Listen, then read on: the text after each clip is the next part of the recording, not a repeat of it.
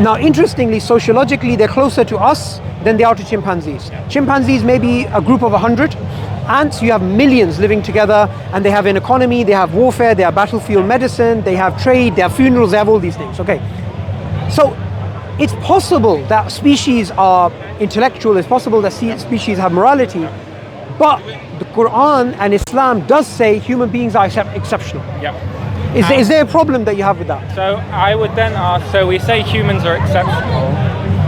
I don't see why, other than the Quran saying that, any evidence that our behaviors could not conceivably have evolved through evolution just the way as ants to, you compound a more complex life form, the behaviors will become more complex, right? And I think that, surely you don't deny that. No. The point I'm confused about, and I said this earlier to your friend, theistically, there's nothing incompatible about an agency and a mechanism. Yes, exactly. And that got back to my point of, if you were saying that God had just created atoms and elements and they had all come to be, fine. But the idea that somehow morality is at the same time a byproduct of this divine mechanism, but also humans have their own special version of it, which requires special rules like who can marry who and things like this, which to me are quite clearly products of their time. Okay, I see the point you're making now. I just want to make 2 points. I don't believe morality evolved like that.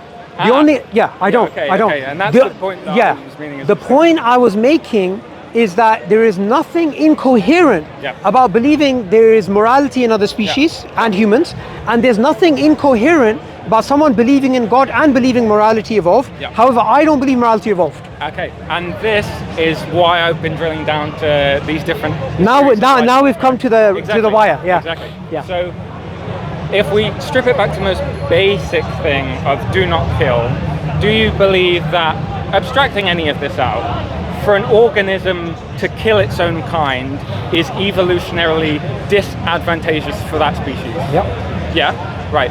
And given that that's the case, do you not think, forgetting any other morals, that not killing could conceivably within that system, not killing your own kind would become something genetically encoded? I believe in that. Prosperity? I believe in that. In fact, And so, if you believe that some morals can... Conceptually. Yes, sure. Okay. Some morals can come about evolutionarily and some don't. Okay. Is that correct? No.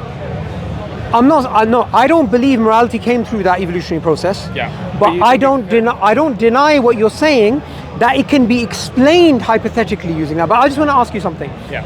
Say not killing your offspring is advantageous, it gives you fitness advantages. Yeah. However, there are two current views. There is the view of the selfish gene, the central dogma, which is the W.D. Hamilton view, and which Dawkins and the like promoted. And then there's E.O. Wilson's group selection. Do you agree with me the same phenomena can be interpreted in two different ways scientifically? I understand what you're saying. So the outcome can be used to argue either point. I would say yes. Yeah. But I would add to that, metaphysically, someone else can make a third claim. Okay, so... Do you see my point? I see your point, but I think the problem is, to me, and this is a broader argument, the idea of a metaphysical point is, to me, self-justifying. Do you know what I mean by that? Yeah. I mean that you can invent a third thing that is created from this mechanism, and I could, in theory, create infinitely many theoretical versions using that same method, right? And so why is yours the one that I should believe? So would you agree with me that I would need some form of justification, and so would group selection proponents and selfish gene proponents, for their perspective? You can't just say, oh, because it's compatible and coherent, therefore I'm right. You need more justification. Each view does. Yes, I do agree with that to a point, but I think that single selection, in which you're saying it's survival of the specific creature versus the good of the group as a whole. Oh, by the way, that view doesn't exist. Individual selection is not what I'm referring to. Okay, I'm referring to selfish gene perspective, which is not about individuals but about genetics. So look, let's go through a process of elimination, because David Stove was a philosopher who challenged, even though he's an atheist, he challenged the Darwinian conception of morality. Wait, sorry, I'm going to get Alex. Okay. Yeah. I'll wrap up in a minute. Sure. But, So there's a process of elimination. yeah. You talking to me, or say, I believe in this. I believe if I walk down the road, I fell over, I believe you'd help me. Now, since you would help me, there's 3 ways we can explain this behavior which doesn't fit the standard selfish gene perspective. Because it's not advantageous to you to help a different organism. So therefore, there's 3 ways it could be explained currently.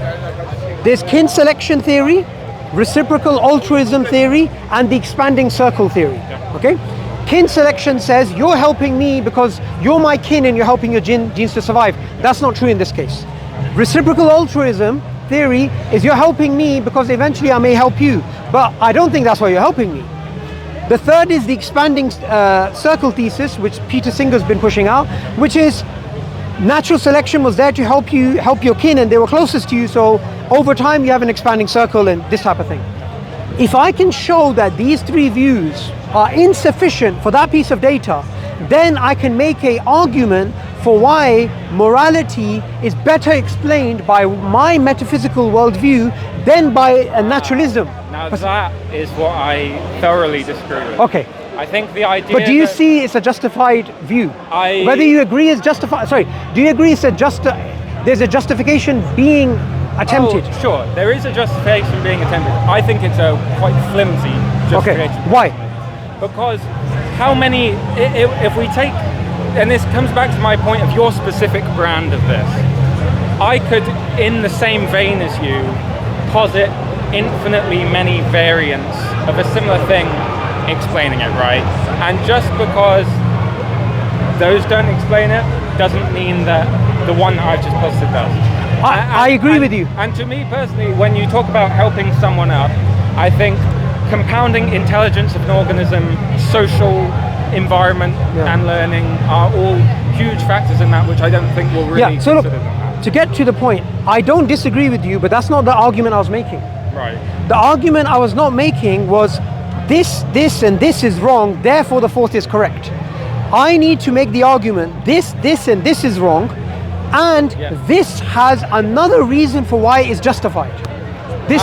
Yes. So do you see that So in my view, this, and this being incorrect is not sufficient. Is not sufficient. I agree with that. If you can also say this one is provable empirically, which is a dirty word around here. Okay, but all right, I'm sorry. I do have. It's really great speaking to you. I'm here every week. What's your name again? Alex. Alex Subboor. Nice talking to you. It was nice to speak to all of you. I'm here every Sunday, so maybe next week. Maybe. Have a nice day.